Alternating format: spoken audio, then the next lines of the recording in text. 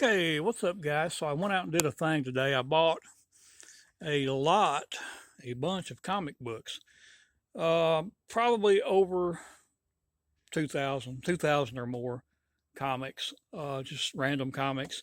The guy said most of them were DC and Marvel. And I'll say this at the start, I'm not very knowledgeable on comics. I have a friend who collects and sells comics, and he's pretty knowledgeable. He's already given me some good advice on them. But I bought these guys. I got a pretty good deal on them. I think it's a good deal. My friend that's into the comics thought it was a good deal. But my thing is, I'm just going to go. I've got 4 flea market booths, and basically what I'm going to do with them is just I'm going to put them in my booths and sell them in my booths. And I got one booth that is basically just clothing items, uh, graphic T-shirts, jeans. I try to find vintage single stitch T-shirts when I can, and vintage hats and caps and stuff like that. So that's kind of what that booth is. So they won't go in that booth. I got another booth at this same place that is more like vintage advertising, oil cans, signage, stuff like that. So these will probably go, or the majority of them will probably go into that booth.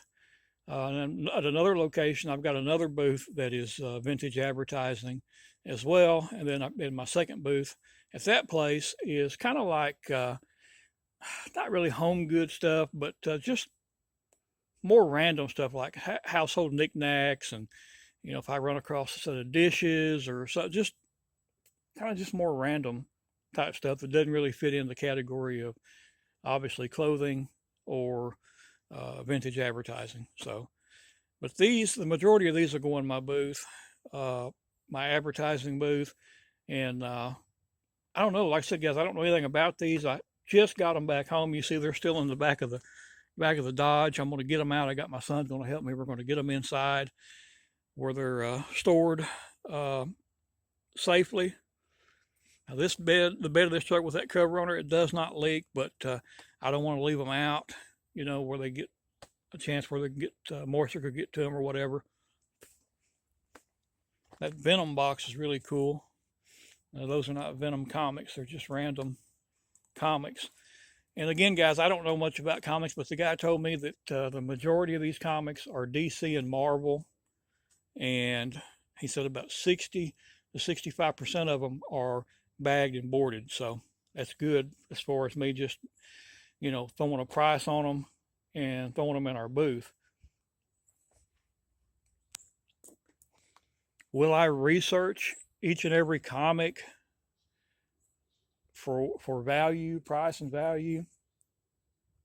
I probably should. I typically do that with my vintage advertising. I usually always, of course, a lot of the stuff I've been doing this stuff so long, guys, that a lot of the stuff I buy, oil can, signage, stuff like that, I don't really have to research pricing on it because I already know or have a really good idea. But there's a lot of stuff that I do research. Again, like I said, I've never messed with comics before, so I will definitely, I will be checking value and pricing on a lot of these. And even my buddy told me, and I obviously already know it's going to be time consuming. Just give you guys a little sneak peek. And I hadn't looked at any of these yet. I went to the guy's house, slid them in the back of the truck, and brought them home, guys.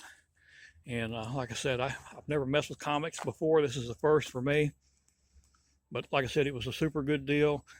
My friend that is into comics, he agreed that it was a good deal. He's actually the one that put me onto this, and he would have done this himself. He would have just bought them himself, but he's already pretty much overloaded with comics, and he's a collector and he resells, so he's pretty much wrapped up with his own comic deal right now. So we'll see, guys. I'll go through them little by little and and start putting some boxes out in my booth. You always got to worry about theft in these little flea markets. My buddy's got a nice camera system in his booth, like a motion detection camera system. So that may be something that I have to invest in, guys. I noticed I was at one of my booths today, and I had some little like cheap ass costume jewelry, you know, in a little tray, and had it in like Ziploc baggies. And I just happened to walk by my booth. I wasn't even working my booth. I was just at the place today, and there was an empty Ziploc bag. It's supposed to have had like a necklace and a, you know, like a set of matching earrings in it, and had $2 on it, $2 on it. Somebody got the 100% discount on it, and that's just the world we live in, guys. You know, it's $2. You know, my God. If you need it that bad, you know, if you'd asked me, I'd probably give it to you. But I don't like you stealing from me. But that's a whole nother video. But that's just part of it, guys. If you've got a flea market booth, you're going to have theft and loss. Any stores that way, any businesses that way.